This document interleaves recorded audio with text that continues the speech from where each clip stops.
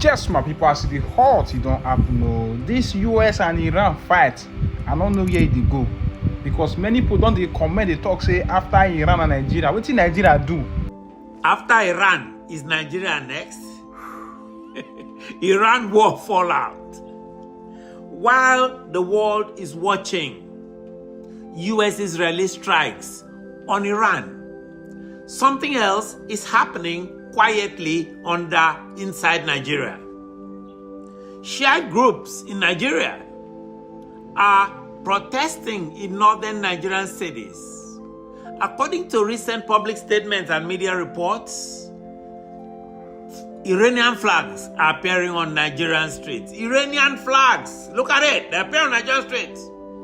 And Nigerian influential Islamic clerics and a couple of Christian pastors are openly calling for negotiation. Those ones are associated with Tinubu, not confrontation with terrorists.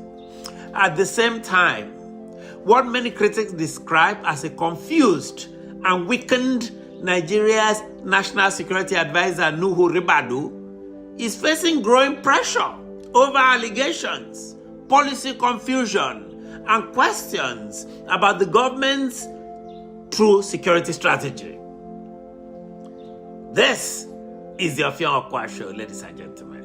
So tonight, we must ask a difficult question.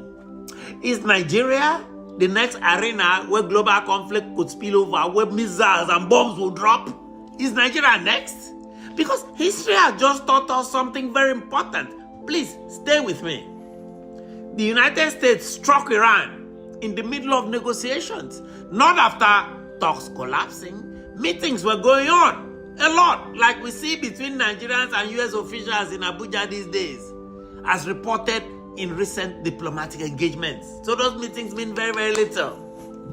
And that lesson, ladies and gentlemen, matter if Nigeria's leadership believes what some analysts describe as a balancing between powerful northern caliphate groups, ethnic warlords, negotiations with armed Islamic terrorist groups, and shifting foreign alliances, like suddenly having Tinubu travel to Turkey to make America jealous and satisfy the anti-American Sheikh Gumi.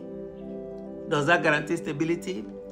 They may be misunderstanding how power actually works in today's world. Tinubu is. This is 2026, not 1976. Is political waffling and cozying up to another group, powerful Islamic Shiite movement at home by Bola Tinubu, a strategy for peace as alleged by his critics? Or a dangerous path that could one day give Nigeria its own geopolitical Shiite? Those Shiites are linked with Iran. So Nigeria's reckoning is coming. Let's talk. Let's talk. Segment 1. The global trigger. The United States and Israel launched coordinated, as you all know by now, coordinated strikes targeting Iranian-linked assets. Soon after, reports emerged of the death of Iran's supreme leader, a figure whose influence extends beyond Iran's border. Across parts of northern Nigeria, members of the Islamic movement in Nigeria, it's called IMN, take to the streets. They were all in the streets. We all saw them in solidarity protests using the Shiite flag. Look at the Shiite flag there. Iranian flags, portraits of revolutionary leaders, anti-Western messaging. Let that sink in.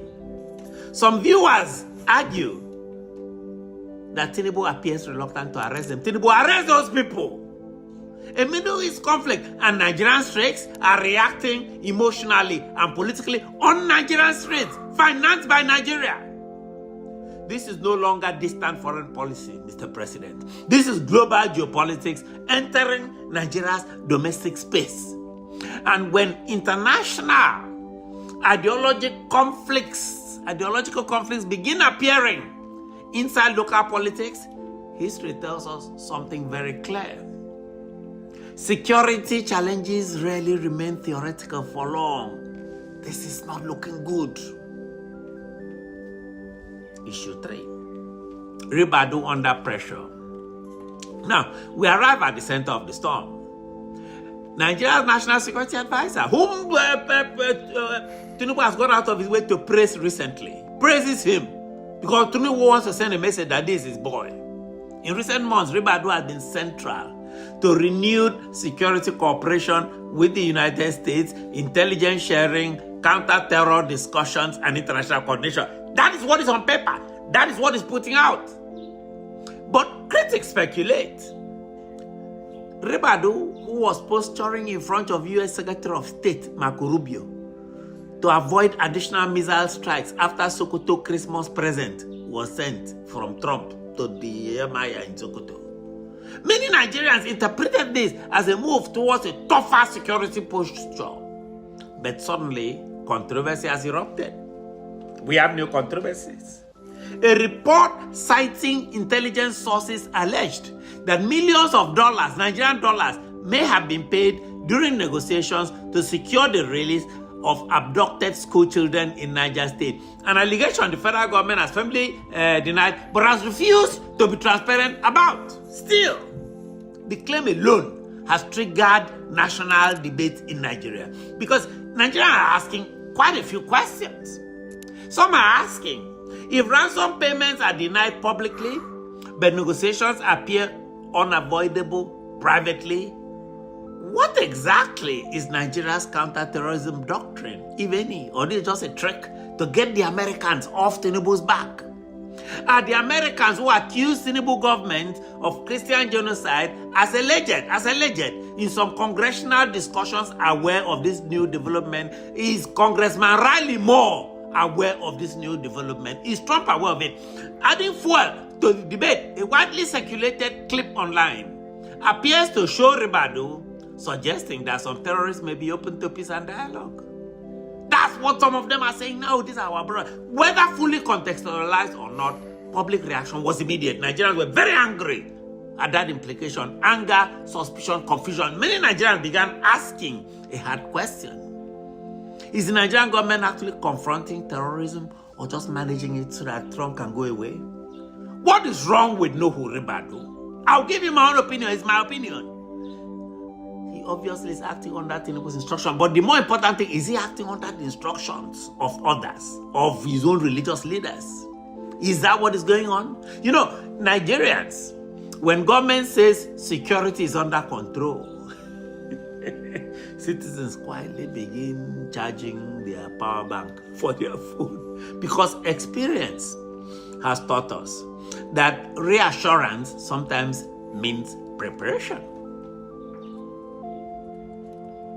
Issue 4, the international pressure cooker.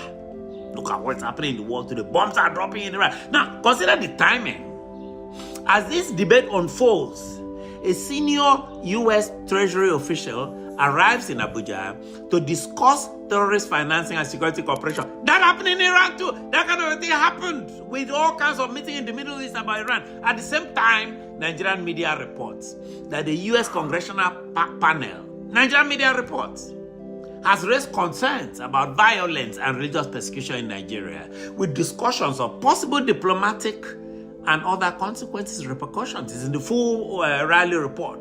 Nigeria's success suddenly finds itself squeezed from multiple directions.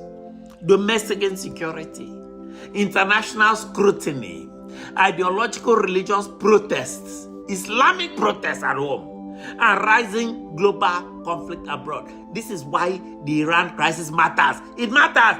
Things don't matter until they actually matter. Global conflict do not stay confined to geography. They travel through space. They travel through ideology, through alliances, through perception, and sometimes through miscalculation. Look at the Iranian flag, ladies and gentlemen, that I'm putting up here. So that brings us to the big question. Here is the uncomfortable question Nigerians and Tinubu must confront today. Can a nation fight terrorism, or at least claim to fight terrorism, while simultaneously negotiating with armed actors, reassuring foreign partners like Trump, and managing ideological Islamic movements tied to global conflicts like the Shiites, or does that create dangerous ambiguity? History shows that powerful nations do not always wait for negotiation to conclude before acting. Trump has demonstrated this. Sometimes decisions come suddenly, decisively, without warning, even in the middle of negotiations. If Nigeria believes that balancing every pressure on the Nigerian political tricks by Nigerian officials, they may be underestimating how quickly geopolitical realities can change in a twist. And Nigerians must ask themselves, are they building security clarity, or are they being taken for a ride by Tinubu and Ribadu? Are they drifting in strategic confusion? These are the questions Nigerians must ask today. And we ask these questions in the Ofion Okwa Show because we want answers. So subscribe, comment, turn on notifications. This is the Ofion Okwa Show. We don't just report events. We track where they lead us, we can see. We know more than we are saying on screen. I remain the voice of the voiceless. I am your independent voice, telling fearless truths. I am Ofion Akwa,